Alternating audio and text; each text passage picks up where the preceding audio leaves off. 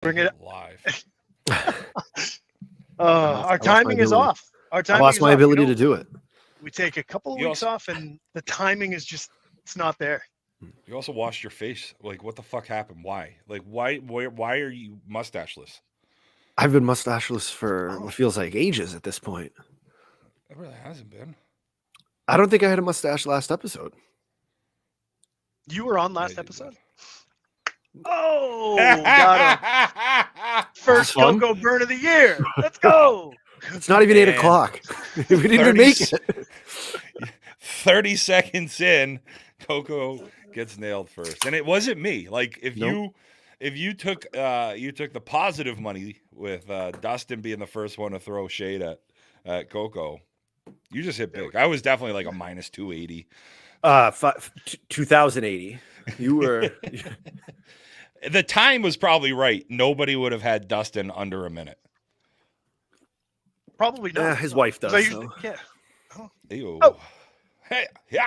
Now Gotta I'm tell you, just now mean. I'm mean in 2024.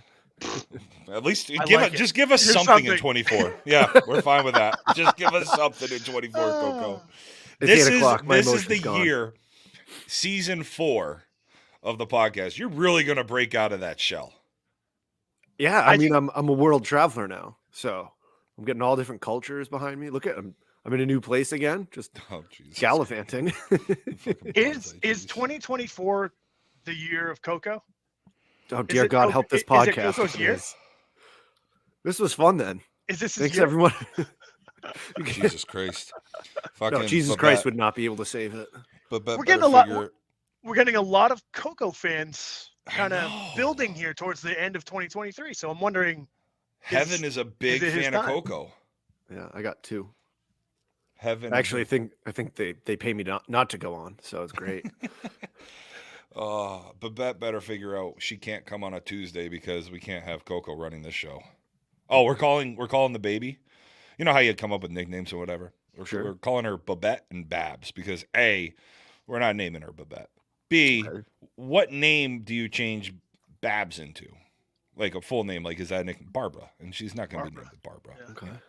So we're calling her Babette and Babs. So I don't know where it came from, but Babs better not come on a fucking Tuesday night because Coco, we can't. And you better have a mustache back by that time. I feel like you're more pedophile-y now. I actually got told that someone asked why I was so clean shaven. They noticed right away. It was nice. I felt young again. there you Do you go. want me to be in the delivery room so you can run the episode? That'd be great, actually. I've done it before. I will feed the fuck out of her with ice chips. Ice chips. Yeah. Uh-huh. Started looking at daycares today too. Amanda, like I started talking to Amanda before New Year, and all she said was like, "Let's just get through. Let me get through the holidays before we start talking baby shit for next year." And I'm like, I started a couple times during the break. Boom, boom. She's just like, "Shut the fuck up. Give me January 1st." Really turned in January 2nd, and we can talk about it. And I tell you what, today I got an email. There's baby register. Like we're talking. Like it blew up. She wasn't kidding. January 2nd, boom, away she went. You're already behind trying to plan for that, like to get a place that will Daycare? have. Yeah. Oh yeah. We Yeah, found that you guys out are behind real by quick. about 6 months. Year in 6 months, I think Yeah. it sounds like. Yeah. Yeah. Before, hey, have you been jerking off a lot? Well, start going to daycares. Whoa, I Yeah, please. taken out of context. That's something. Yeah, that's Oh boy. Oh, no, that's never happened here before. Nobody's ever taken anything anybody said out of context. Holy shit. Well, welcome back. Yeah, I do like what you got going, and I want to dive into it before our guest shows up. So, ladies and gentlemen, welcome to 2024. Bring it. We're back, baby. What a wild year. This is going to be a weird year. We already know. This is going to be a very different year. It's going to be a weird year than all the years past. So we're just it'll be interesting to see where it goes from here. The mailman is not joining us tonight because holy shit, did he have a couple of letters to deliver tonight. D Money, what's happening, baby? What you drinking? 2024, the year of cocoa. I'm putting it in, I'm putting it out there. Tonight I have a rusty nail right here. Now, You were getting Did- upset. You were getting upset a little bit at the end of last Because- year oh, because no yeah. one was drinking. You were the Yeah, only one. oh. And I was like, you know what? I can have one scotch tonight in a rusty nail. So here I am. Except we fucked this up because I saw you with your. I expected to be again the only one drinking tonight. Dry. Which, no big deal. Whatever. I was trying to be good.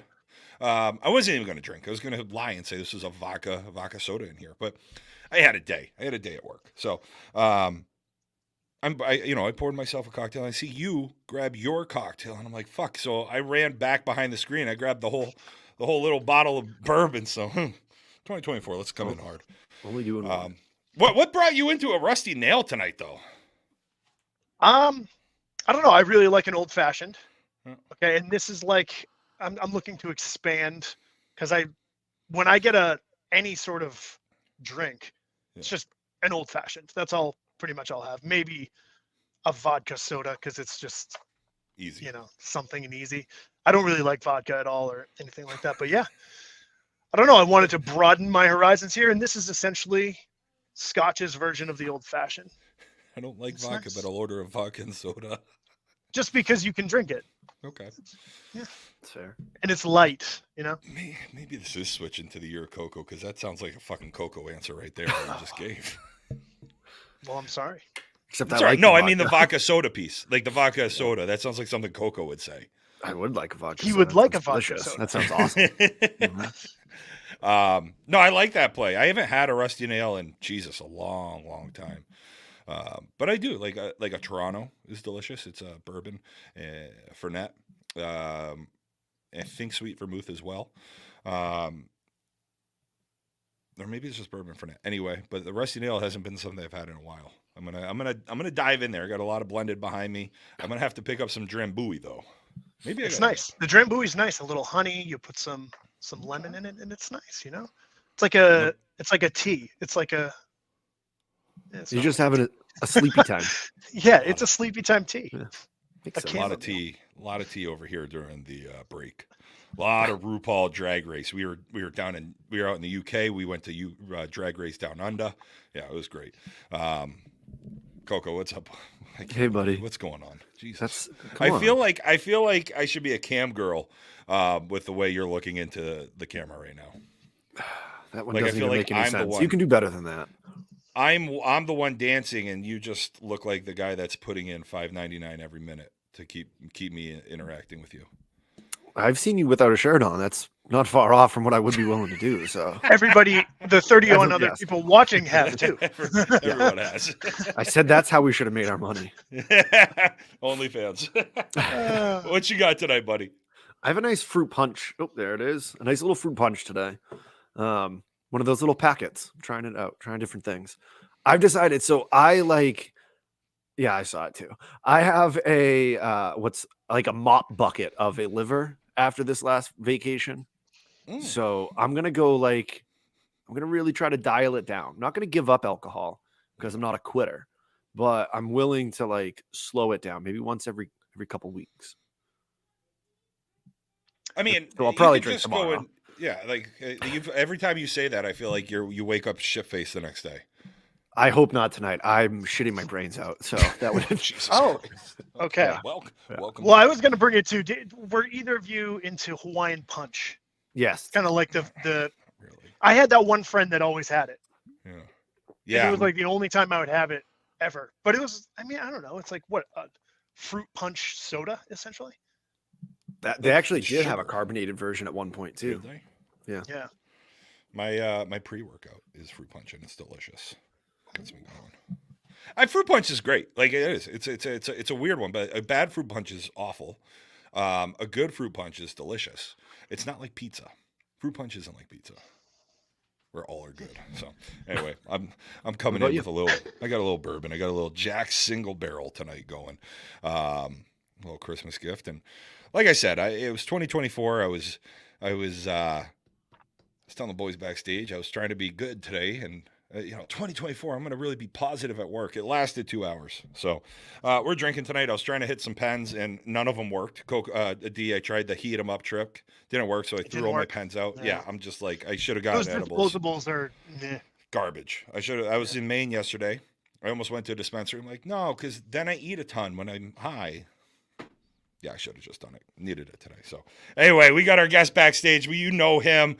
It's DW. We got to get the big guy in here because the one thing I'm really interested in, how is Cleveland right now? The city's got to be buzzing after the Browns. Yeah, for sure. Cleveland, Ohio State let us down, but Cleveland still wins with smoke and mirrors, every week. Smoking Joe Flacco. What a story that's been. Well, DW, Happy New Year. How are you? Happy New Year. Doing good. Had a great off season so far, the holidays with the family and stuff, and some vacations coming up. You gotta squeeze those in now before you're back back at it. That's it. A couple weeks away. Yeah. I gotta tell you, before that, I didn't watch much of the Ohio State game till late in the afternoon. I think I put it on at halftime. What an abysmal game that was. Yeah, it was rough. I think it was 3-0 at half. I guess we don't have the depth at quarterback that we used to have. No, yeah. Hardy. Day's done a hell of a job with everything else, but that. Yeah. As a Florida State fan, I'm feeling the lack of quarterback depth right now. So, yeah. Or how about players wanting to play? With the NIL and the portal, I think you're only going to have one main quarterback unless you get lucky and have someone that's willing to sit. Mm-hmm. They got to work that out. I was talking to somebody about it and saying about the guys opting out for the games, which I do get to a certain degree. Like Marvin Harrison Jr., I get him opting out. It's a nothing game. I mean, not a nothing game. It's still a big bowl game, but he's about to make, I don't know what. He's about to get 12, 15 million guaranteed at least, right? Yeah, he's going to be a pretty high pick. I get some of those guys. If you're a third, fourth rounder, man, you could probably use that game to boost your stock a little bit. Or crush it. Right. So, DW. Well, we got the boys were buzzing after the last episode, and D, why don't you take us there, because that was that Challenge Cup post got some fun, and DW, you got you involved in it. I loved it. Yeah, I mean, go ahead. No, you're good. You can explain it. Yeah, I mean, yeah, I think I said something like the Challenge Cup was dying, and I don't think that's really what I meant. I think we touched on it last show. It seems like it's supposed to be this best team from each state. Obviously, that's not going to work in every case, but it almost seems like there's some states with multiple teams, and it kind of takes away from the actual, what I felt was the spirit of the tournament. Right. Yeah, so I think when you said that, I didn't know. Like, I thought maybe the team count was way down, which would say that it's dying. But the team count is up. I know there's multiple teams from some states and some divisions. I don't know how that's decided. I think when you think about the state of California, Northern Cal and Southern Cal are basically two separate states. Those players don't even know. At the D or E division, they don't even know the other D or E teams from Southern California if you live in Northern California. So, there's hotbeds around the country. There's guys from Florida. There's so many good players in Florida that the open division can almost have an all major list roster. And you have these AA players or watch list guys who never even get a look. So they're never even going to take the field. I almost think you could have a panhandle team, a Southern Florida team, a Northern Florida team, or mid, like Orlando. But I know what you're saying too. It's supposed to be the best from the state. So I'm not too involved in Challenge Cup. I went down there, covered it maybe 6 out of the 7 years on my own most of those years, mainly the open division. But I don't know what the rules are, to be honest, with the rosters. And I think that's where we land in the same spot with you, to be honest with DW. It's NorCal and SoCal, easy. Florida, easy 3 teams, or at least 2, especially at that major level. Whether North or South Florida, however you want. Those are the easy states.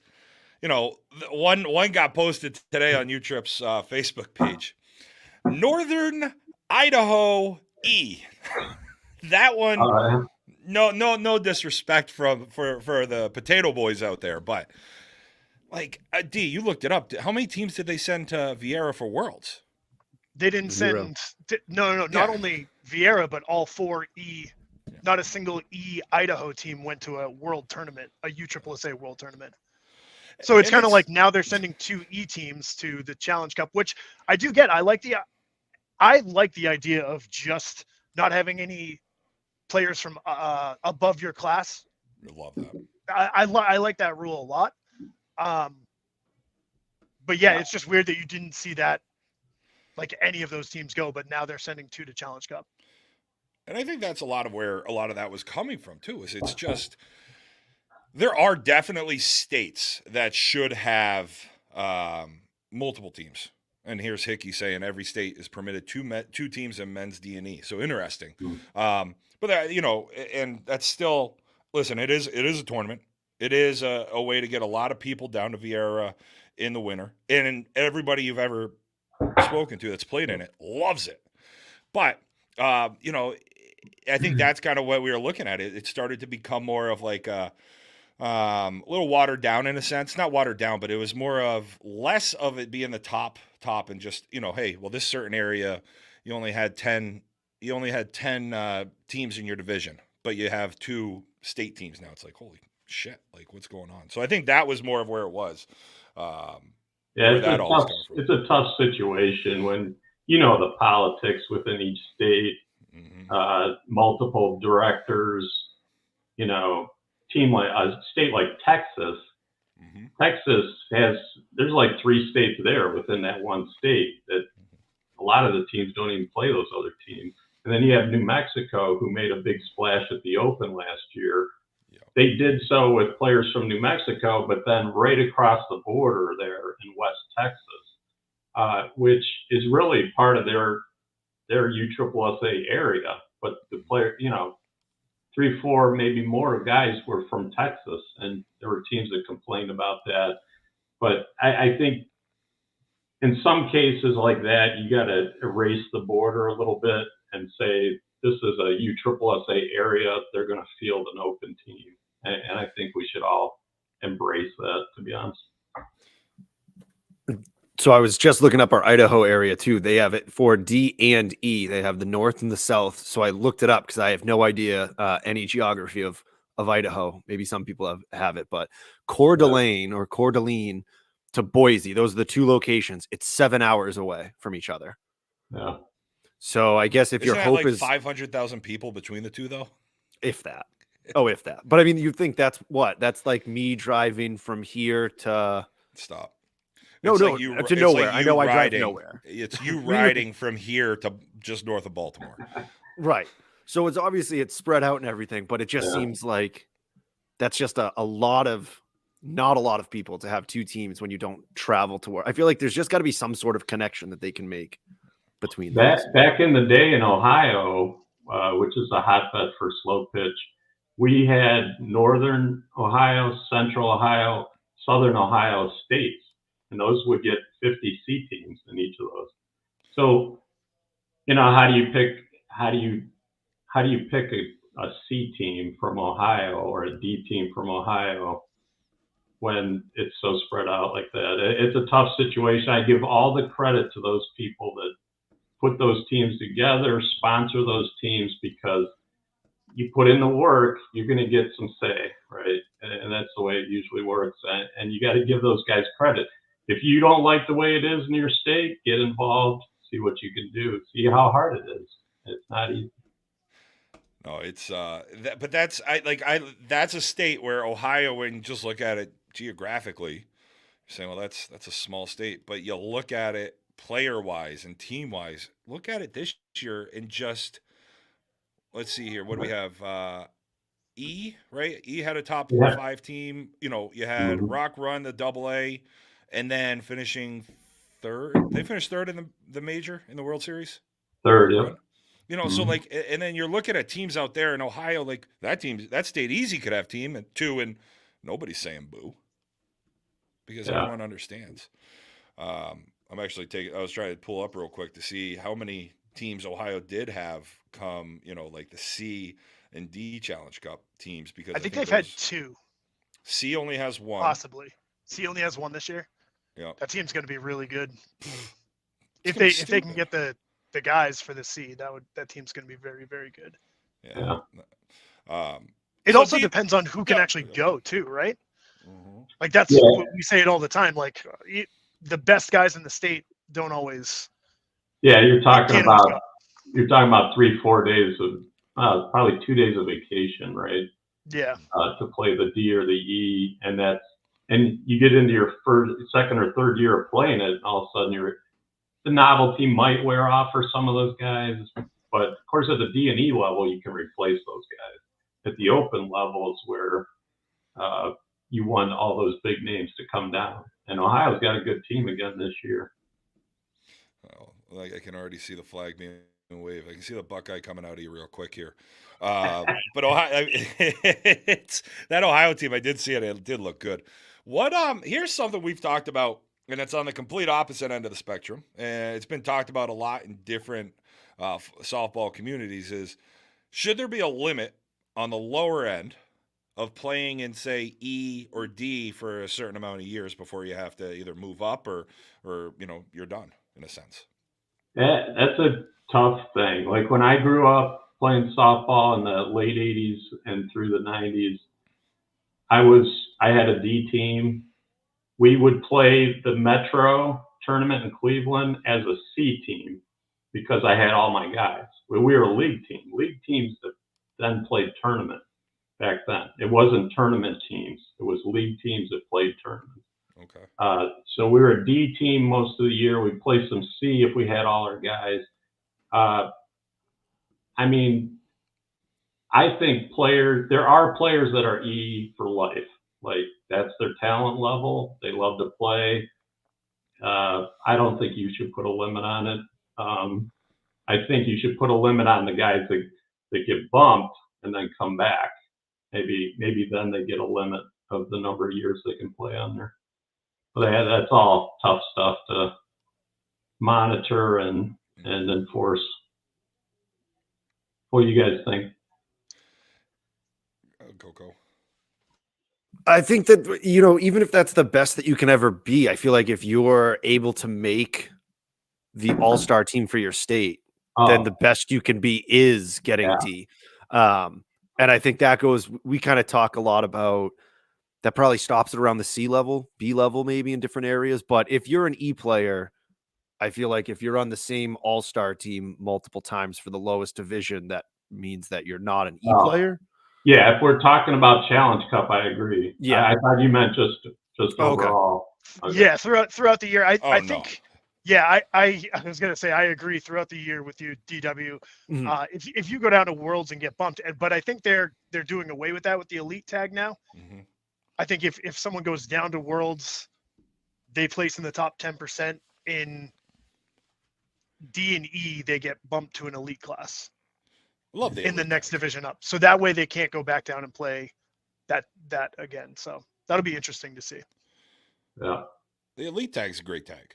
It really is. Like, and now how it's being used this year, where, you know, there's not necessarily the limit like there was previously, in the area, or I didn't really read too much into it, but it is. There are certain players you don't want dropping down to, like B, like Dustin. Seeing Dustin show up at a D or an E tournament, like no. You know, you see these guys that are upper level are getting these reclass, but get them into the level they should be playing. I love that.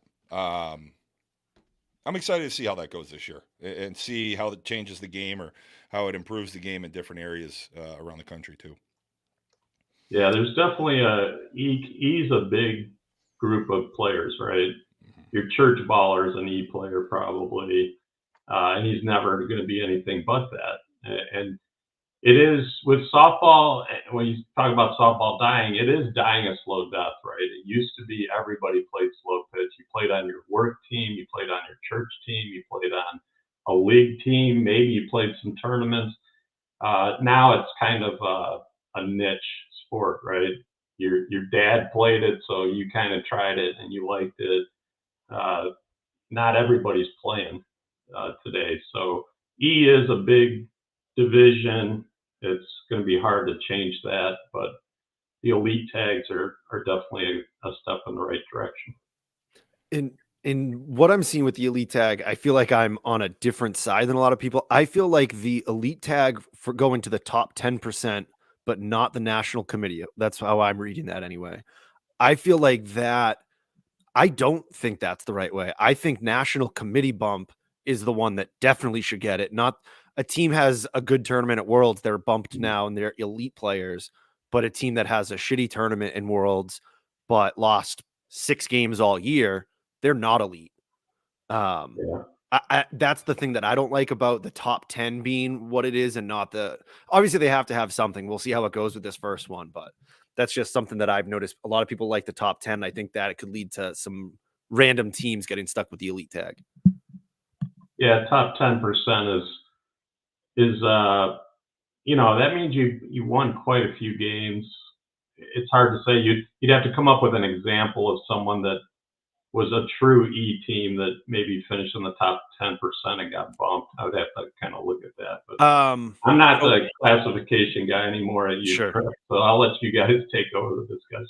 Well, so Dustin, that Ford's automotive team, that Ford's hometown, they ended up being top 10%. I think they had like 8 wins the entire year before Worlds. Yeah, and obviously it's the one team, but yeah. I think that I bumped into Dearborn. Dearborn is Florida? a deal, huh? They from Florida? No, they were from Massachusetts. 8 years all year, and then all of a sudden getting bumped. I saw Dearborn over the break, and he's now a D Elite player, but Gendron from Hitmen isn't. So there's just kind of some of those things where I just there's always going to be there's always going to be that. But correct. Yeah. So DW, with you hit a point, and that's something we've seen it everywhere. Actually, I feel like the women's game is growing. Yeah, at least especially around here, the women's game's growing. But you talk to a lot of the older guys, some of the directors and the guys that used to play.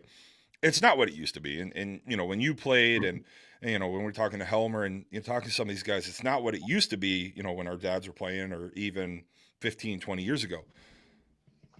What is the change? I mean, what you do with conference, what you do with the YouTube and those condensed games and all of the content you put out, it gets all over the place. But we are still a niche community. How do we grow softball in your eyes? How do you attract more people to the tournament side, which I think is awesome?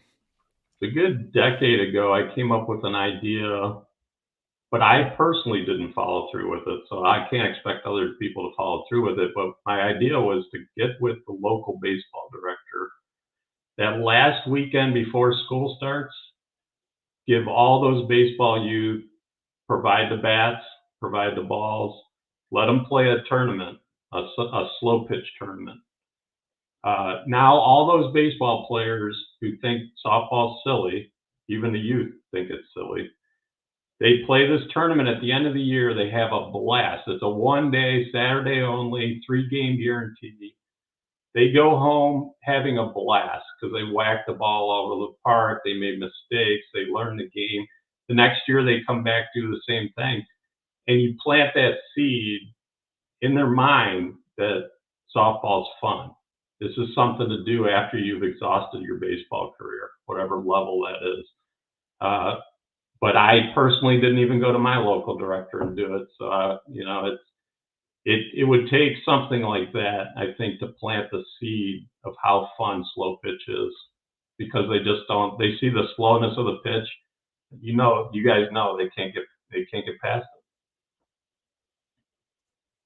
it. And yeah, that's absolutely. Yeah. I love that. Like there's a local team, an E team that did well, but they had I think the average age was about 42, but that's because you had 8 60-year-olds, and then you had 8 18-year-olds because there was all the dads playing with the kids and all that. Yeah.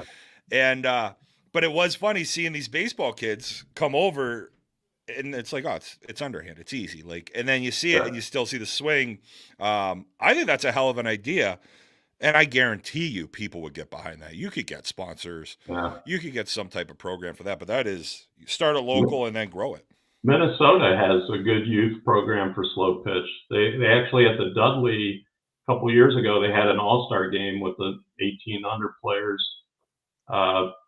So it's still a hotbed up there for slow pitch and learning the game young up there. But everywhere else, I learned in church league at 14. Right, I played with my dad in church league. Church leagues have all but dried up across the country. So it is hard. If your dad didn't play softball, you don't have a buddy that played softball, you might not even know there's leagues going on, to be honest. It's because of all the shenanigans going on now. We're all a bunch of wild animals when we show up to those church leagues. It's like, well, you play a church team, you got to clean everything up real quick. No, but that is the biggest thing. Like, you are, a lot of the guys, I think there's going to be this little bit of a lull. I'm hoping with a lot of the children you see at the field, like you see how many kids at the field all the time. But DW, coming up with this idea, was that because you're in Ohio and you just played against the Amish too many times and you were like, all right, we got to get our guys playing this a little younger?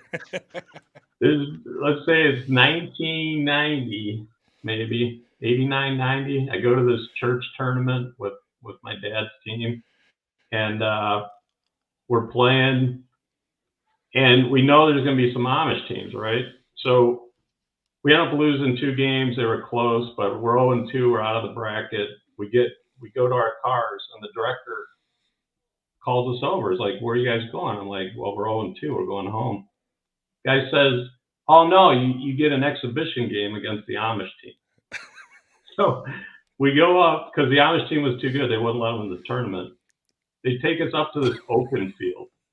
And these guys hit the ball over our heads, and we moved back, and they hit it over our heads again. We moved back further. By the time the game was over, which was a run roll, they won. We were playing at about the 3:15 mark, and they were still hitting it over our heads. That was my introduction to the Amish softball, and they dominate Ohio, Indiana, pretty good. What a cruel thing. You guys go 0-2. You're like, all right, I'm just going home. They're like, no, come get pumped one more time. Come play the real team. Right? Yeah. You get the charcoal going, the barbecue's just firing up, and you're ready to, enjoy a burger or two. And no, you gotta go get waxed. That is unbelievable. Can you imagine that? Like, that's, hey, you got the Amish a game. You got them some live BP at least. I guess that was the good part. Got a pre-game guarantee.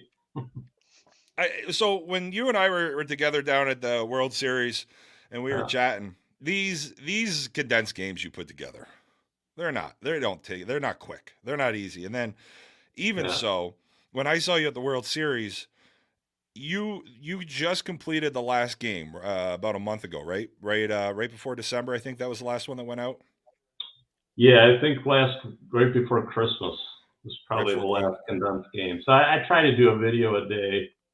I don't want to overwhelm the viewers, and I want to get them to watch as many videos as possible. And I think one a day is the formula that's been working. But that is not a small undertaking. What did you say? That takes you 8 hours to do a game? So a live stream game that I make into a condensed game, beginning to end, putting it out, doing all the social media stuff, it's about 3 hours. A video I do with my handheld camera, I could probably get done in an hour and a half, hour and 45 minutes. And I left Worlds, 12 days of Worlds, I left with a terabyte of video clips. Jesus. Yeah, it was a lot. I heard on one of the hit and sit shows that I think it might have been the one right after Worlds, and you were saying like you just have so much editing and to do. So it's an excellent service for the community. And if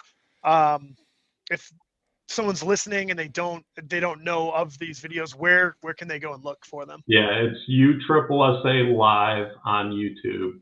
But you can also get to all the stats, the articles, the tournament reports, the videos. You can all get all through that, the schedules, conferenceuSSA.com. No one seems to know about it. I used to keep all my articles and everything on softballcenter.com. Mm-hmm. Then I moved over to UTrip. Now it's on conferenceuSSA.com. That website's not getting the views. I guess people are just more into videos than they are articles and stats and stuff. But conferenceuSSA.com, you can find everything there. But USSA Live on YouTube is the channel. That conferenceuSSA.com site is awesome. Here's what I liked about it too was the live chat version during the World Series. Jump in there while you're watching games and use it. Is there another way? Obviously, and this is, I mean, it's tough, right? Because UTrip has their feed going. You can't comment on the USSA Live. On their Facebook, you kind of got to keep it, some of those comments won't really, UTrip isn't going to want to see those on their Facebook feed.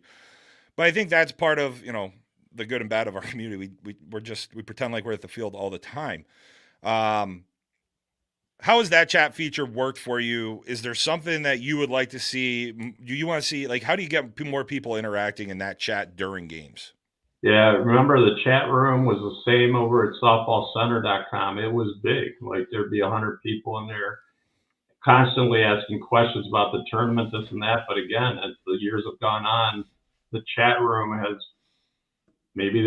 people don't realize it's over on conferenceuSSA.com. I'm not sure.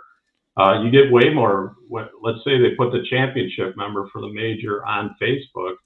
There's hundreds of comments out there. So I don't know what the solution is for the chat. Coming up, if you're coming down for the Challenge Cup Open Division, you're going to announce.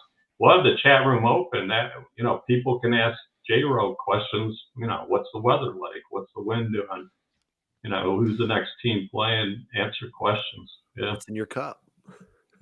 DW, that you have no idea. My daughter brought me a Long Island iced tea. Hey, DW, all right. let's go. Welcome with the boys. So, yeah, that's Jero. Might have to stay a week. I don't know. We're gonna. DW, I gotta tell you. Sorry, go ahead, D. I was gonna just dive in a little bit. You've mentioned USSA live on YouTube. You do the conference stuff. Your personal YouTube channel as well. There's a lot of older games if you're into it. Like I know I've gone back and watched a bunch of older games from just years past. When did you really make the jump into all of this, like the multimedia for softball? And you said Softball Center as well. So so my brothers and I had a D team in Cleveland, Ohio through the 90s, and we would always go. We would pick one weekend we weren't playing and go to the major in Cleveland or Michigan or go to the Smoky. We'd always try to take in one major tournament. We went to a number of A Worlds. I really liked the A division back then. ASA A was 6 homers per game, and homers weren't free back then. So you had your home run hitters stacked throughout the lineup like every other batter. I really liked the A division tournaments. We went up to Kalamazoo, Michigan, things like that. So I always had this I wanted my teams to get to the A division. We never got there, but that's why we would go watch to see what it takes to get to these higher levels. So then I had all my kids in the early 2000s, and I think it was 2007. I went to the major, watched the major at Disney. 2008, the Hall of Fame Classic was played in April 2008. My wife and I, it was our 10-year wedding anniversary. So I said, let's go to Orlando, stay at this nice resort. And on Saturday, I'm going to go over to the Hall of Fame Classic while you go to the spa. And I went, watched morning till midnight. And the next Monday on the Old Scout, everyone's asking what happened at the tournament. So I type up this 3-paragraph post on Old Scout, and the Kirbys, who ran softballkingdom.com, saw the post and hired me to report on tournaments the rest of the summer. So that's what started. They traveled the country in an RV. Tim Kirby and his son, Scott Kirby, who played major softball, and his family, they were the first to ever broadcast live softball, 2008. So I was the reporter for them. They broadcasted the games, and then the next year, Bernie from USSSA kind of took over the live streaming. And a good friend of mine, Dan Pfeffer from Minnesota, he's USA Softball Minnesota.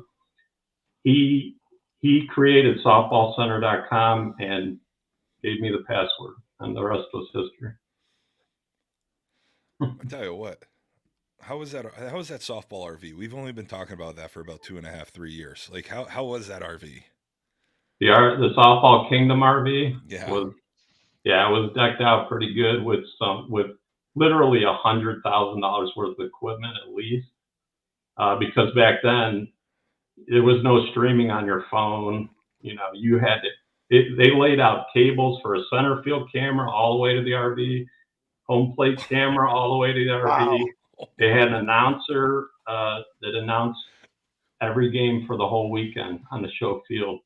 It was quite an operation, and literally just 2 or 3 years later, we were putting phones on the fence,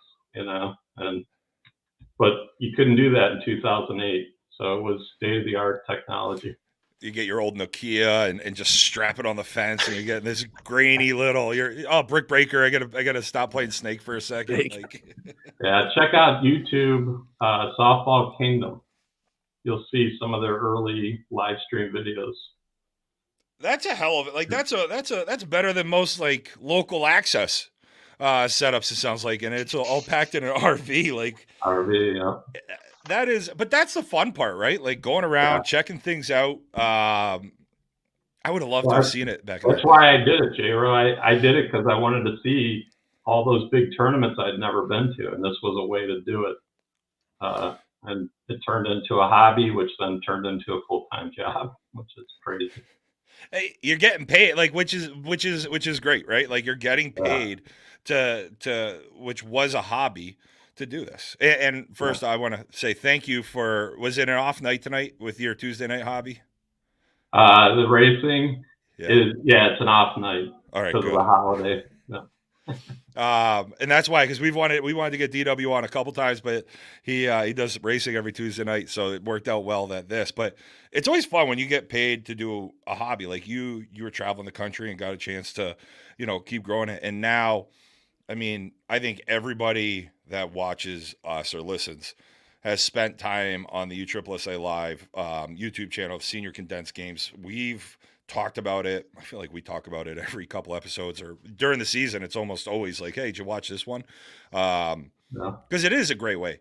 Listen, some of those majors games, boy, they can get a little long in the tooth. So long. They can hit. Yeah, you could if you suspend your finding out who won the tournament, right? You could wait till Tuesday, Wednesday. I probably have the championship game up, or you can watch it in 20 minutes instead of sitting there for 2 hours. They're great though. Like during the work, I put it on my third screen over here. Boom, pop that up. I'll be doing some stuff, and I have DW in my ear. I put the videos up and try to put them up by 10:30 a.m. Eastern because I know the lunch crowd is coming. That's incredible. A man of the people. DW, I know that you've been doing in your shows, you've been doing some roster. You're trying to pick some rosters apart. Is there any team that's coming through the major side that can take down Rismondo this year? For years, the Andy Purcell led Rismondo team, right, through the 2000s, 2010s, almost like 15-year run Andy had with Rismondo. You could say they're preseason number one. They're going to win most of the tournaments, and 9 times out of 10, they're going to win the major. this Rismondo team in recent history, the number one seed hasn't won, and until this year. So I'm not that good at picking the major division. I picked Rismondo fourth this year, and I wasn't the only one. Like most people on my shows picked Rismondo fourth, and they dominated the season. Records for offensive numbers were off the chart. Travis Clark had a great year pitching. So I don't know. I think they can be beat. It's just right now, no one's going to pick them any spot other than number one. That's for sure. This is going to be a fun year. I mean, we saw the movement. I took a vacation after the last episode till tonight. It's been beautiful, but you saw that Nitro Circus AA teams roster pop up. I saw that. I said, okay. Do you think this is a year? Will there be another team like Rock Run come to the World Series and do what they did? That Beachy team wants to be the next Rock Run.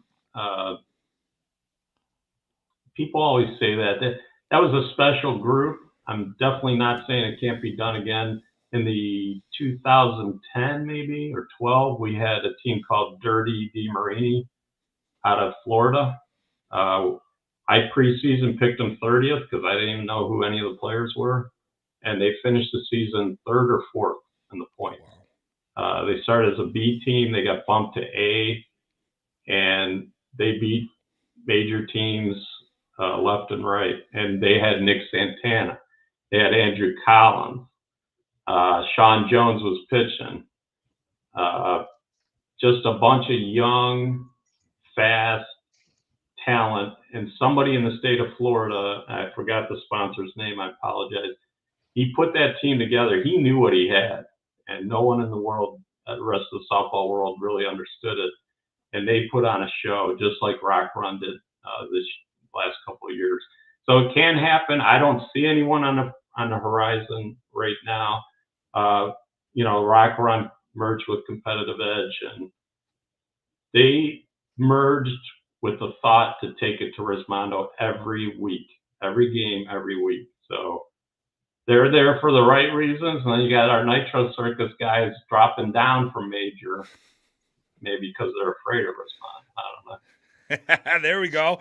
Well, at least I'm not going to be the one throwing a little shade tonight, because I was about to say, like, Beachy wants to be the next Rock Run, but maybe not going 1-2 and be Worlds. Like, that's probably a good start. I don't know. Hey, their pitcher, a lot of people don't know. And once again, because I had a terabyte of content, I haven't got all the reports done. I will get a B report, world report out. Their pitcher is the heart of their team. You had food poisoning that first game. So, yes, they did go 1-2, but that was a big impact on that first game. I forget who beat them. So Beachy's got something to prove this year. Yeah, they definitely do. That was the team that everybody, I think, was surprised by. We all were kind of expecting them to go in and run a little bit through the B, and especially after their showing at the conference championships, right? Yeah, they come in fifth. Yeah, and you got to remember, really just like Rock Run, some of these teams, they played better when they played teams above them, right? Mm-hmm.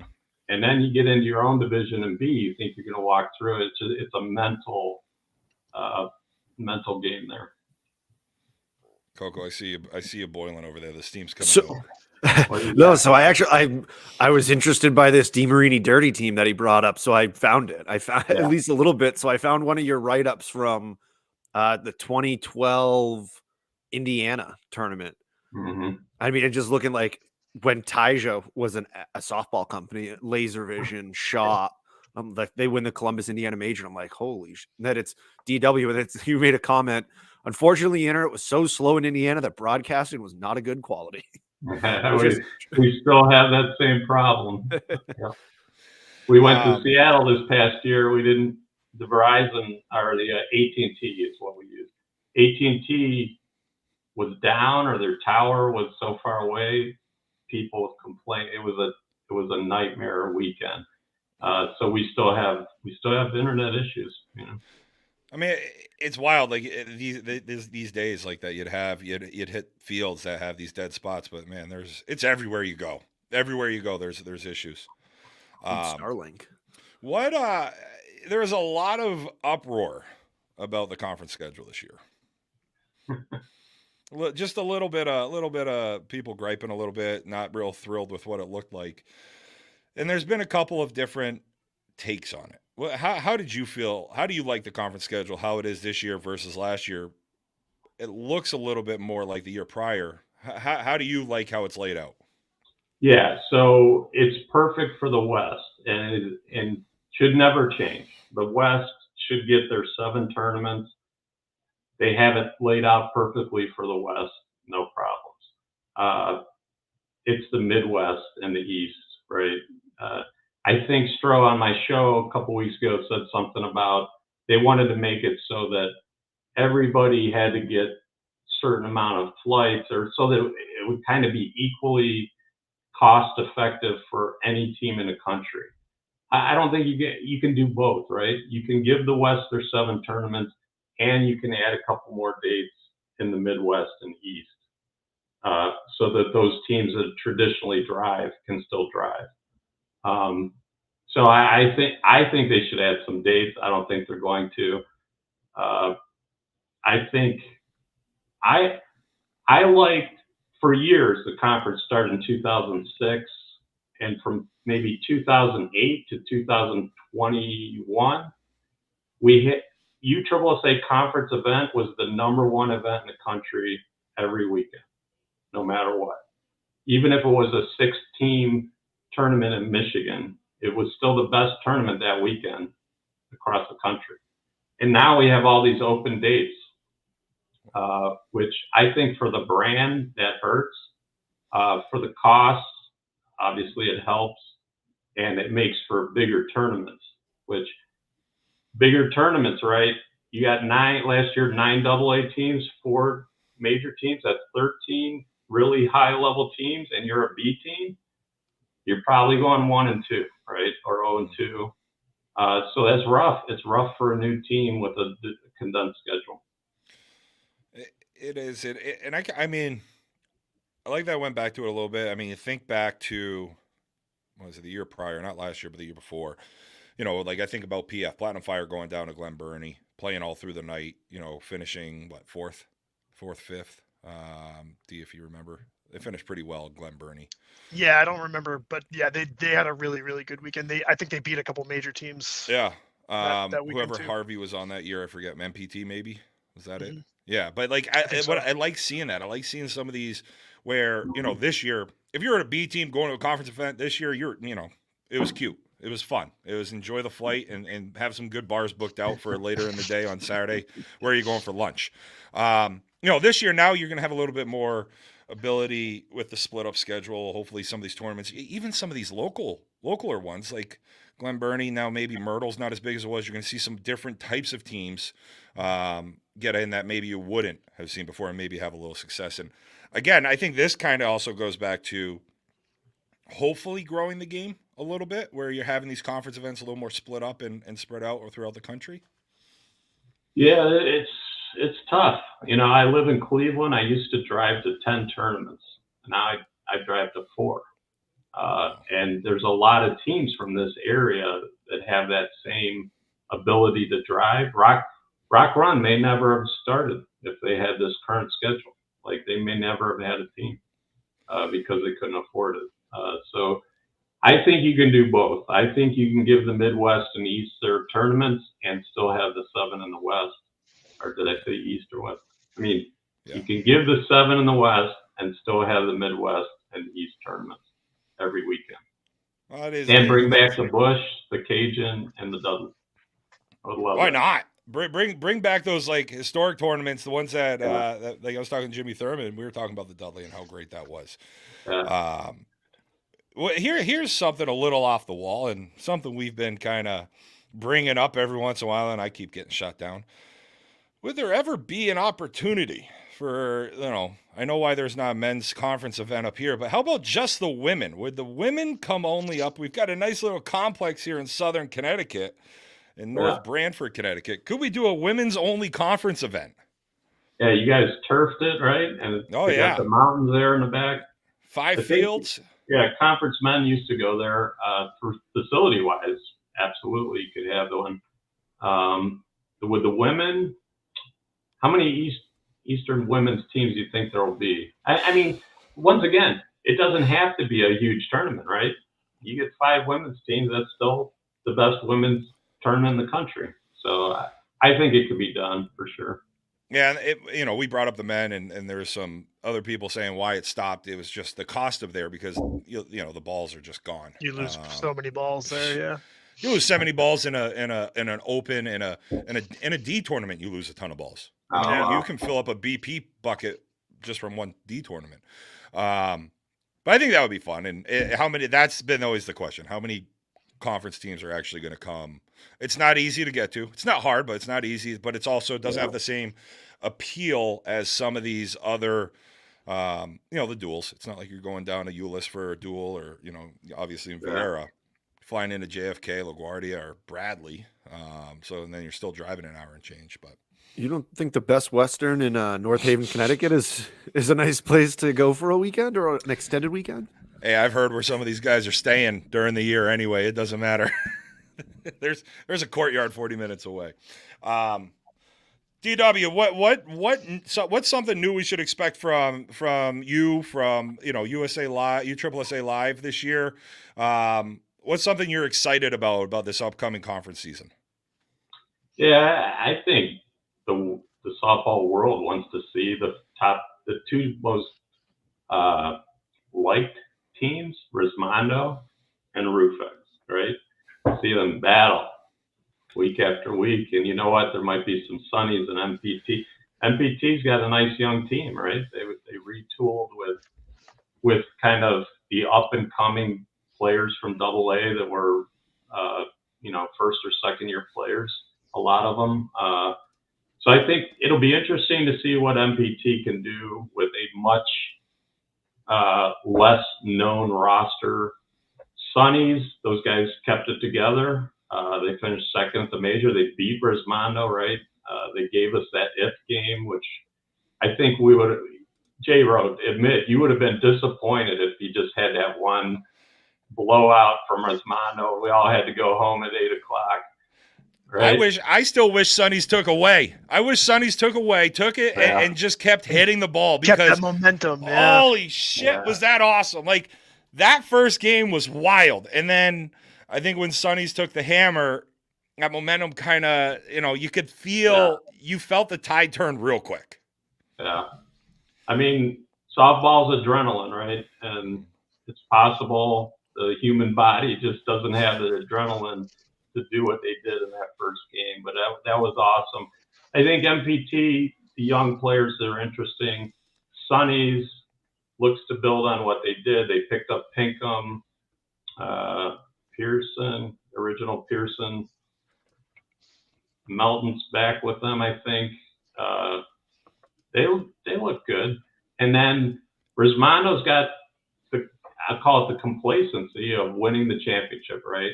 There was a number of years where Helmer's teams won the championship. The next year, they didn't win a game for like 3 months. A tournament for 3 months. So will that happen? I don't know. And then Rufex, they're going to bring it. So, how long can Mooch stay healthy? He may be running for his life this year. Isn't that every year? Yeah. I was waiting when they started knocking off major teams at the major. I was waiting for someone to shoot box. Okay, let's get this guy out of here. But he survived and advanced. You wouldn't say people do that on purpose, would you? I never say it. I might think it. You triple just post a video on YouTube of it. No, it's just I'm excited, and I was surprised no one kind of went middle there for a while. I don't think he got knocked out against Sunnies, right? Was that when Rymack came in?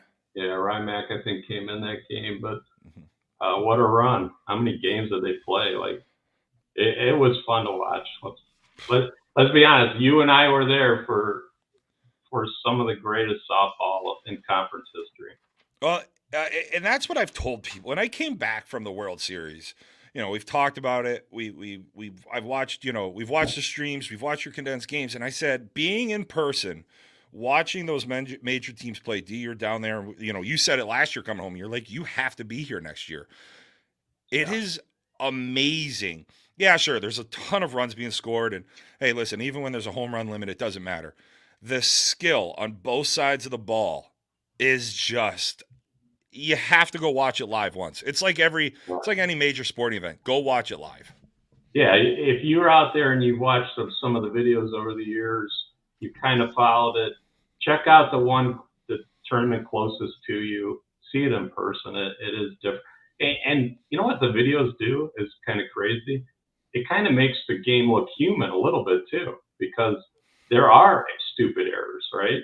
We see the second baseman field it and throw it over the head of the first baseman, and some deep player out there is thinking, I don't think these guys are that good.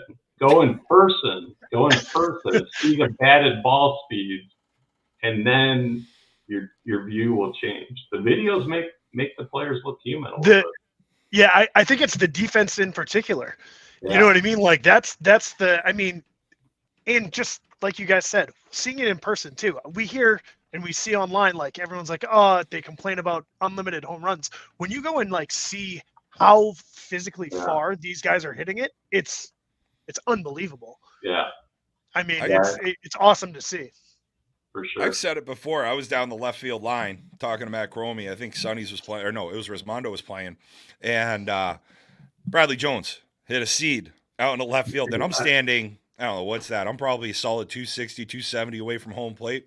And it just sounds like it just came off the bat, still that far away. And I'm just like, this is, you see the comments on Instagram on whoever's posting a video. You see the comments in the videos, and it's like, oh, I can do that. I tell you what, I've hit a lot of balls. There's a lot of balls I've never hit that even sound close to that. Past the dirt. The comments in the videos are worth reading. Check them out. Scroll down, check out the comments, because they're baseball guys, right? You can tell when one of my videos goes like semi-viral, because you start getting the comments from baseball players about what a joke this game is. Like, yeah, you just wish those guys. I still have a bet, $1,000 to a Major League Baseball player that can take the field against the top team on a baseball field and get on base 7 out of 10 times. $1,000. So I get made fun of for that bet. It's been out there for 10 years. Wow. A Major League Baseball player, without practicing and stuff, will not walk onto the field and get on base 7 times out of 10 against Brisbane. I think I'm with you. You just opened up a can of worms that we were having this conversation when I was with Smoke out at Ohio, and the debate is, would you take the best baseball players, and that you take the best softball players, who would win that game? Yeah, the baseball players would have to put in a month of practice, right? Play a bunch of tournaments, learn the strike zone, or they don't have a chance. I like it, and that's you get 1 week in that One of those baseball players is going to be facing Travis Clark, and he's going to hit 450, right? Mm-hmm. One, but he's going to end up the tournament with a 500 or less batting average, because he just doesn't know the strike zone. He's swinging at bad pitches, because everything looks like a good pitch when you're a baseball player. They have to pitch. No, we would give them a pitcher. We'll provide the pitcher. They get a pitcher? All right. I'm telling you, when I first started playing tournament ball, I had to change my whole BP. Like, you just go up there and you swing at everything. BP, it's like whatever, bad pitch, you swing. Yeah. I'm like, it's easy. Get in a game, it's easy. Start playing tournament. I'm like, why can't I get on base? That's why. J-Ro, Everett Williams is the number one example. Baseball player made it to, you'd have to look it up, double AAA. Comes into softball, playing for OC Swats. First year of conference, he's at AA level, I believe. Might have played 1.5 year at B. So he's leading off, and he's got a .602 on base percentage. And it's a AA team, and the sponsor, Henry Neuber, moves him down the order. And he's like, no, I think I'm the leadoff guy. Henry's like, no, you're 602. You haven't taken a walk all year. So he's a perfect example. A couple years later, he's the most feared left-handed hitter in the game. He learned the strike zone. His on-base skyrockets. It just shows you the difference between baseball, what your all-star baseball team would do against a Major League Softball team until they learn what the strike zone is. Well, we do see it every once in a while when you get one of those the position players coming in to pitch. They get the eephus pitch going, and yeah, you get a couple of bombs, but more times than not, they're rolling it over. Yeah. Coco, did you get it? Well, I was looking up Freddie Bynum because I couldn't figure. I was trying to think of the player. He played Major League Baseball. Yeah, I thought we had our producer for the year, but Coco it's the year of the Coco, so things are different. I was looking up Dirty DeMarini. Stephen Lloyd played on that team. You know him. He's maybe the greatest athlete to ever play conference. Andrew Collins, Sean Jones, Orlando Castillo, Nick Santana, Chris Larson, Donnie Hammonds, Adam Marakoff are all the big names. It's not a bad little team. Yeah, from one team. And a great team name too. Something we need better. The women's team, women's game has way better team names than the men. The women knock it out of the park with the team names. I've always loved it. Well, DW, I got to tell you, thank you so much for coming on. Way to kick off the 24 season here with Bring It. I'll see you in a couple of weeks, but I do have it. I know what you mean now. I do have one last question here though. This was thrown in here from Rippy. When's the next Hit and Sit show? And it sounds like people love the rumors. They love the rumor shows? Yeah, they want more rumors from you. What's that next show? See, Bernie's on vacation, but as soon as he comes back, I'm gonna set a date for next week. Or is it? Wait, what is next week? Today's the 2nd or 10th. Maybe the 10th. We'll shoot for the 10th. We'll knock out those AA rosters. I got some guys that think they know all the AA rosters. Those are the ones you need. No, that's great. People do love that Hit and Sit. It's good to see that back. I know that was taking a little hiatus, or at least kind of slowed down a bit. But it's good to see, and people love it. So appreciate you jumping on here, DW. We'll see you down in Vieira at the end of the month. Don't we have one more question? Wait, we do. My God, I forget about this because Coco. What do you got? We got to get it. All right, DW. Marry, fuck, kill. Queso, salsa, guacamole. What was the first one? Queso dip, salsa, guacamole. I'm not a dip guy, but I go with the queso. You're gonna marry queso? Who are you killing and who are you fucking? Oh, wait.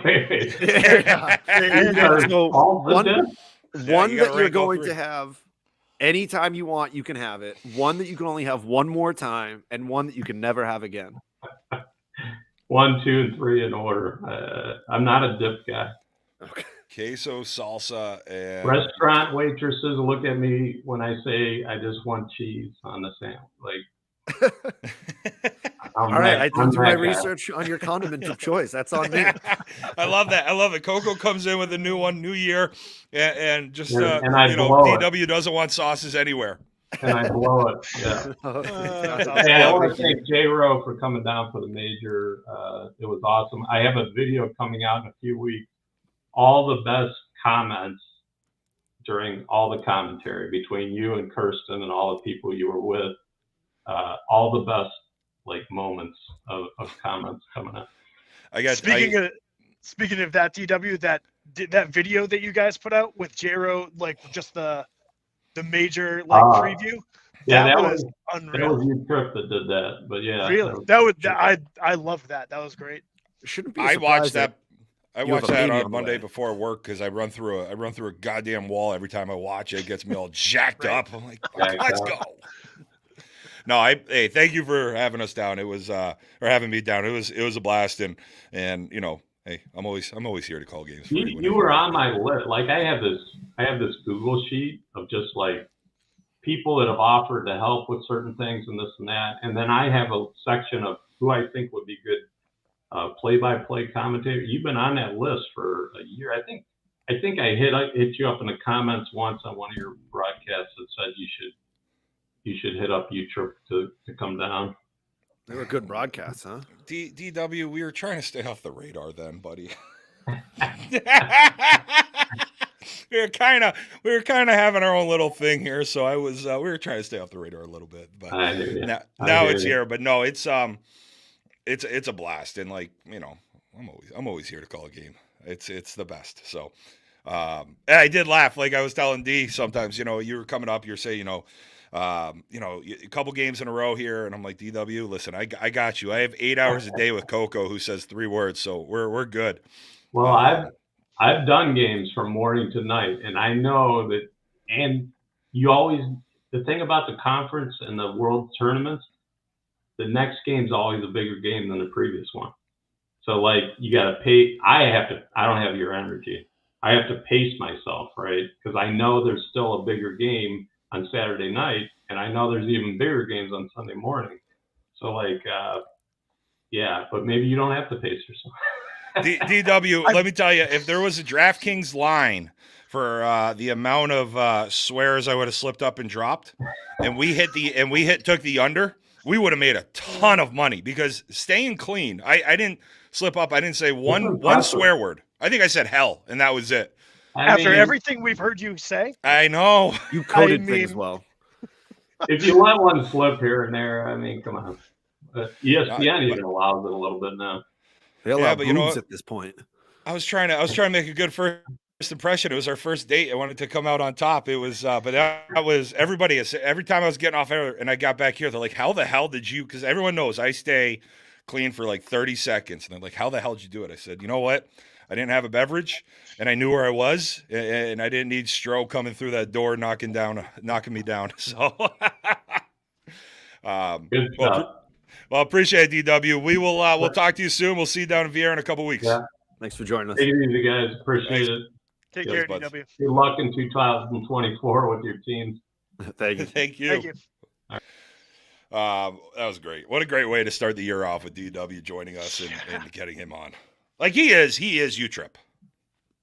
Well, anyone online, that's who you would associate with U-Trip. So, yeah, I mean, the videos that he does, it's awesome watching a softball game in 20 minutes as opposed to an hour and a half. It's one trip to the bathroom.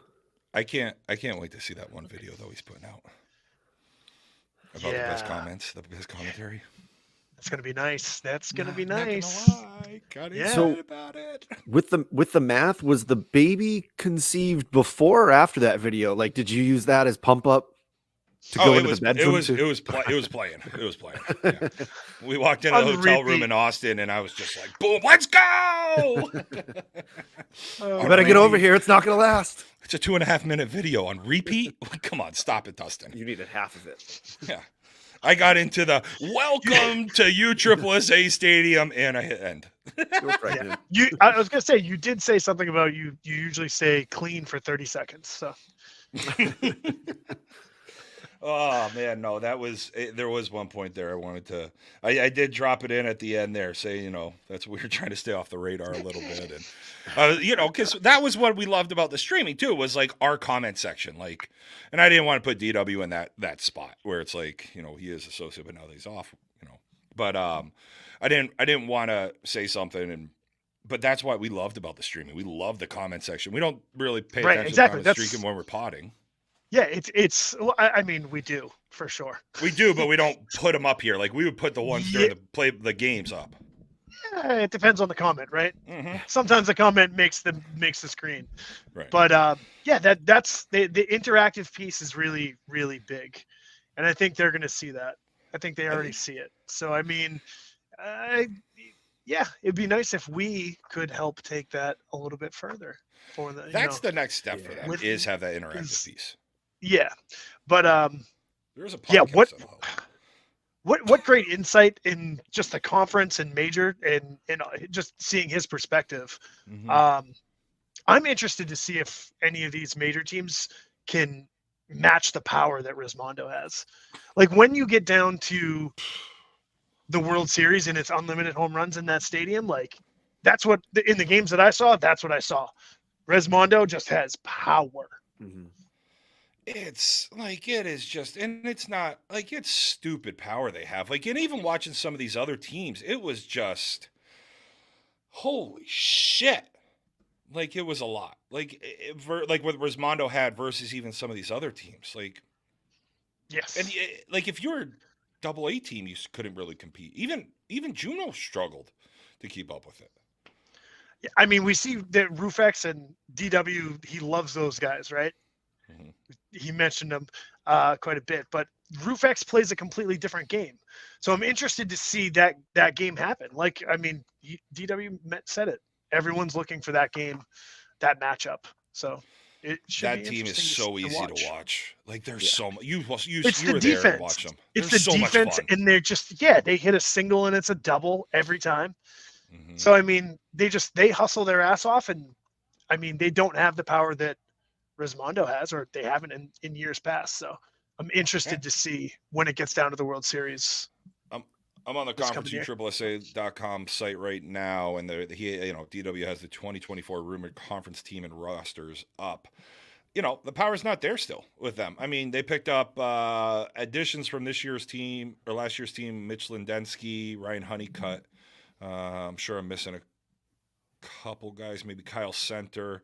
But anyway, like, there's a lot of, I don't know if they're going to have that power still. Tyler Irvine, like, not bad. It's still like, not saying they're bad players, but like the power to match with Resmondo, probably not there still. Yeah, it's going to be tough for any of those teams. Mm-hmm. Wow. You guys were talking about the power that you see when you're watching the majors on, at the stadium, and in seeing games at the stadium and, down in Disney in that stadium. It's absolutely something you see. Wait, J-Ro, if you are, it sounds like going for the open part of the Challenge Cup. Mm-hmm. Watching those major players play on the regular fields that we all play at, and you're on the stadium, you're like, they can hit it out and it just has to clear the fence. You're like, that's a shot. And then you watch them on the fields that all of the other teams play at in the regular and you're like, holy fuck. Yeah. That ball's halfway onto the next field. How did that just happen? Like you need to park strategically on the red quad when the Open's playing over there. Yeah. No, it's something, and we've said it before, and even DW said, getting to see it live is different. Heaven's here saying the same thing. I gotta tell you, I love DW's idea to grow the game. I thought that was a really cool, interesting way. I'm just thinking of it like, would you pitch this to like Legion kids, 18-year-olds, or what? Like, what do you think, Coco? I mean, baseball in around New Hampshire. Say this was to happen here, how would you get it? Yeah, I think Legion's probably where Legion or Senior Babe Ruth. The pony, like Manchester has a pony league or whatever level it is at that point. Like that's a local one. Yeah. I know, like I played Senior Babe Ruth in Nashua. That we had 3 teams at the time. There's probably 5 or 6 in the area. We kind of see a little bit of it with the Gibson tournament in the last handful of years of it. Merrimack High School football was putting in a team. Yeah, my buddy, the D coordinator, was putting in a team, and it was their players that were playing it, and they were having a blast out there. I would be interested to see if any of them have joined the Merrimack League since, but I want to say it was only the last couple years. To just see, I mean, they loved it. They were so bad, and they weren't the baseball players that this was talking about, but it would be interesting. I think it's an awesome. I wrote it down in my notebook as well. Like that's a cool thing to try to get going, just to see it, just to let them see it, because they all. I'm in that setting with the high school, and I talk about like on this. Yeah, I play slow pitch, and they're like, "You play softball," and I'm like, "Yeah," and it is easy, but it's also not easy, and I don't know how to put it like that. Like, just let them go do it and try. I think it would be really cool to see. It's one of those things where you would love to see an infield baseball player be like, "This is easy." Yeah, and then move them in. Considerably and hit a ball, 100+ miles an hour. Put that third baseman at 63 feet. cut one right at him at 108, 104. Yeah, But you know what? Screw it, 95, and go get it. Yeah, we cut, do get cut one one. at a left fielder and watch him run in on it, Yeah. and then have it hit the fence, and I just have it, I do get once a year. We do a staff versus students, and the baseball players are allowed to play. And you man, just they are blow middle, dude. I they're know not you do. good. Yeah, it's like a ground. You hit a ground ball or a line drive. You're Ah. like, yeah, I'm just gonna keep going. Or they think they're gonna hit all these home runs. Yeah. And we play on such a small field, and they just swing and miss. They pop up to the infield. They drop, and it's like, yeah, it's not. It isn't as easy as you think, especially the levels. Letting them watch the majors. Like, I think that's where you could start to see it too. I may or may not sometimes throw streams up allegedly when my students are done their work. But like the mailman was saying, being down in Florida now, being in Jacksonville, like he sees a lot of young kids down there. Heaven was saying the same thing in Georgia. They see a lot of younger players down south playing ball. Think about the E team. Was it Young Money? I think down south, whatever. Some of these younger E teams, like they're young kids. The guy that was in the 2-2 this year, winning E Worlds, that was a young team. So you're seeing the younger, but they're still early 20s, right? I think it's just different. It's all regional. Like up here, I saw one of the comments pop up saying he didn't even know there's a softball thing going, community around here until 3 years ago. My Facebook is only softball. Now parenting too, but softball. That's my algorithms now. It used to be butts and gambling and softball. Now it's just softball. Wiping and butts. Parenting. Yeah, wiping butts. I don't get to see the booties anymore. But that's the thing, is like getting those younger kids. I love this idea of like get a handful of guys. 50 guys. Make it a cash prize tournament. No, NIL. We'll just say we'll sign them all to an NIL deal. NIL for Bring It podcast. We got some D3 kid going to play at fucking I don't know, St. Joseph, Maine. Oh, do you not have an NIL deal? I have this podcast. Yeah, What you do know they what? pay They you don't in? care where it's coming Stickers? from. They just want the money. Yeah, so do we. Yeah, What that's money? fair. We need the but no, NIL. yeah, we need one. But no, that was awesome. My wheels were turning when he was talking about that growing the piece of the youth and the tournaments. I also love the RV. Like we talked about that for Wally's World. Like, oh, let's rent an RV and go stay in it. Yeah, so I there's actually if you are really big softball nerds, the King and his court, there is a YouTube video on that dude. I forgot his name. Probably gonna get roasted. I did watch the video, but he traveled the country in like a van with like three or four other players on his team, and he would just beat everybody because he would fucking whip his arm around and shit. Eddie Feener. Eddie Feener, yeah. Finally. What a documentary on YouTube that is. But yeah, he used to travel the country too. So I got those Eddie Feener vibes when I heard that. How do you think Amanda would take it if I said, "Listen, honey, I'm going to sell the truck. I'm going to sell your Jeep. I love where this is We're going. going to buy a van. We might put a window in it. We might have a free candy sign on the next. You know what? Free. What do we got? Like free release? No, I can't release a glove. How about free bat breaking? Breaking in bats, and we just travel the country and do softball tournaments. You think she'll go for it? I mean, she's been pretty lenient. Nope. We have talked about it with like going the PIF to the Smoky in an RV. She was kind of on board with that, but I think that was pre having a kid, which I don't know if the PIF's going to happen unless Babette comes like late May now. Babette's going to have to come early for me to. Like I've been saying all show, it's the year of Coco. I'm ready. I'm gonna murder it, dude. Give me some of them Labatt's. I'll be ready to go. Nope, Coors, come right? on. That's No. Coors. Jesus Coors. Christ. All It's Coors. Coors. I know. I Yeah. even switched it. Oh, thank God. Did you? It's Quick. all right, Coco. Well, let's do this MFK and get out of here. Yeah. What is it? Queso, salsa, guac. Yes. And I can start if you guys want that time. Yeah, to say start this. it up. So I'm going salsa, queso guac. because it's cheese and cheese is fucking awesome. I'm going to fuck guac and I'm going to kill salsa. Coco, I I'm, hate salsa. I'm right there with you. I love salsa. Queso is just like you said, it's cheese. I love queso. A good queso. You can put anything in queso. You can put meats in queso. You can put salsa in queso. Queso's good. Now if you Okay. fuck it. I mean, now if you kill Guacamole. it. Yeah. Guacamole. I fucking love guacamole, but it shreds apart my stomach. Right. I don't know what it is. That and quinoa, right? Yeah, that and quinoa have Quinoa? destroyed me in Healthy years things. past. So yeah, the healthy things my stomach just hates. I would do it once though. Yeah. With the guac, and then I'll kill the salsa. Salsa's kind of a good salsa is really nice, but But it doesn't compare. when compared to these two things, it's just not there. A good All right, salsa. But here's isn't- the thing. Ready? No. Good salsa is great. Like a nice I'd- pico de gallo. I'd take a bad queso over a good salsa. Are we now? Oh, Is this no. homemade queso? Is it only Mexican restaurant queso? Like, what's the deal? He said a Like, bad talk to one me. though. This is any queso dip. Like No, there's bad. There's Not bad. bad fondue, queso. but a queso dip.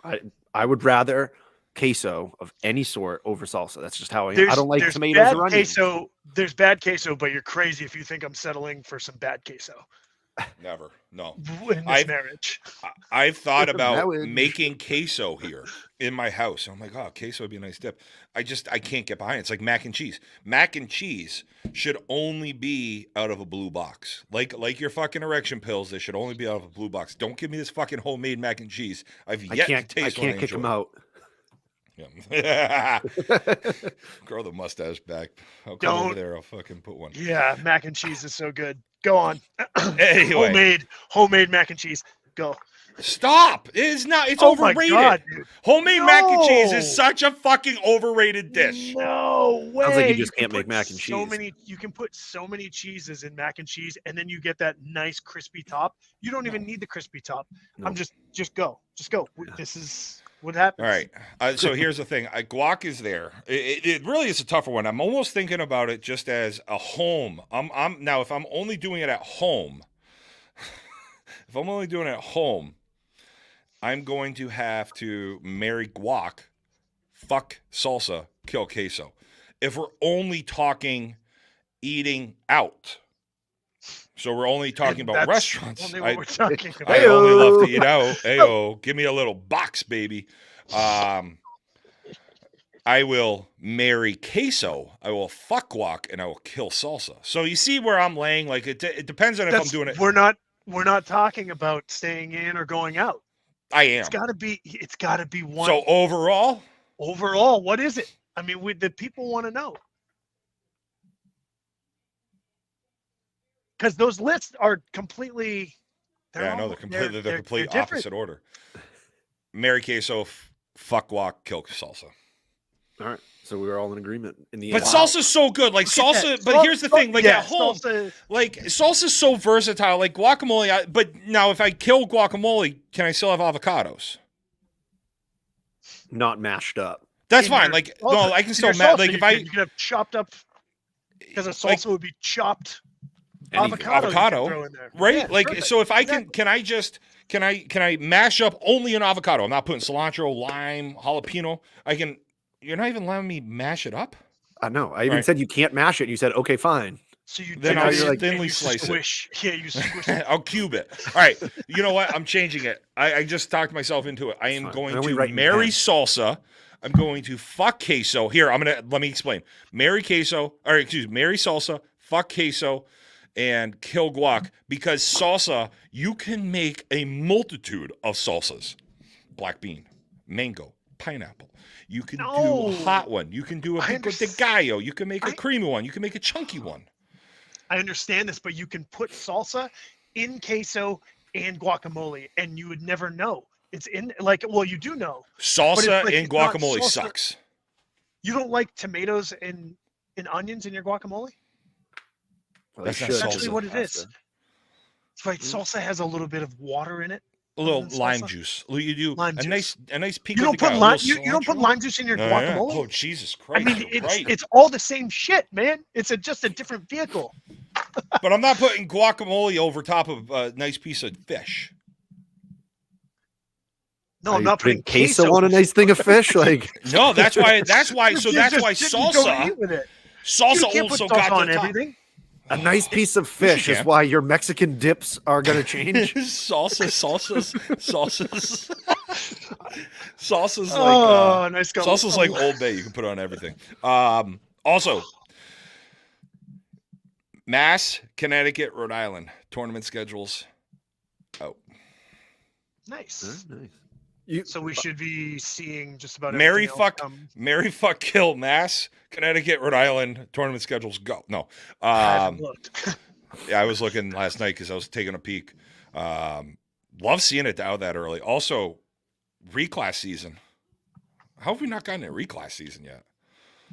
well, you don't have January 2nd. Well, we took last week off, which is I feel like it was that a is- great that's move. a great D. play. Yeah, that's Great play by great. you. Having Way a to winter drive that truck. schedule.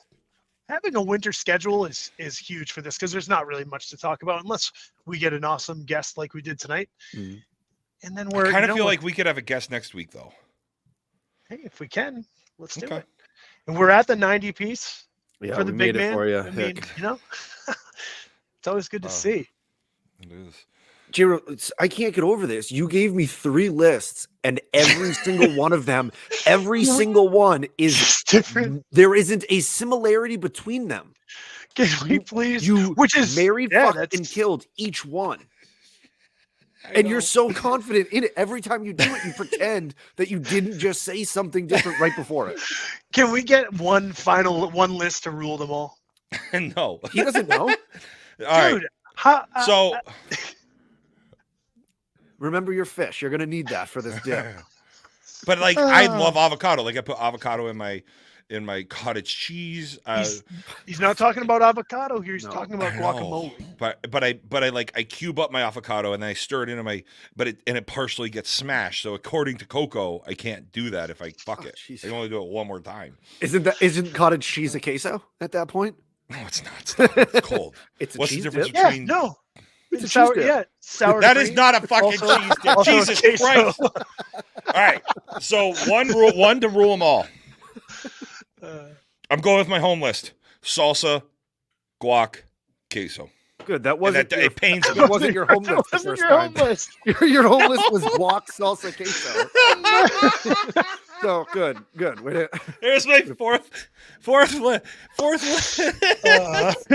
Listen, because you know what? I've gone through so many different dishes in my head, and it's more of like now I'm on fish. Like my protein in my head is fish. And I'm like, I can make so many salsas to go with fish. You're not gonna put queso on fish. That's fucking gross. But then, like, I always want the guacamole at least to be able to put an avocado one more time mashed up on something. Clam, you know, a burger, a dip, like whatever. clams? Like a Salsa can ceviche? go on everything. Queso cannot go on everything. Guacamole cannot go on everything. Salsa can go on every single. I can tell you, all of my last meals I could put salsa on everything, and that's why. And I'm a big saucy bitch. So list 5, the final answer. I don't. Whatever I just gave you, I think is what I'm going with. That's I don't it. think you know. Well, I you got don't. into cottage We're not- cheese and we're not gonna get it. avocados. Yeah, okay, salsa, guac, marrying salsa because I can make a fucking ton of salsas. I am going to fuck guacamole because I'm going to make that beautiful. That one time I have that bowl of guacamole, it is going to be orgasmic. And I'm going back to my fat guy phase of like, I don't want people seeing me eat queso like a goddamn fucking degenerate because I usually like, I want to drink it. This is once again a new list. Is that possible? There's only, I can have 9 lists, I guess, right?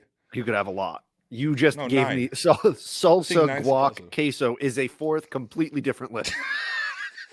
We're done. We'll see you boys next week. Uh, Hey, see thanks ya. for jumping in the bin with us tonight. Oh yeah, the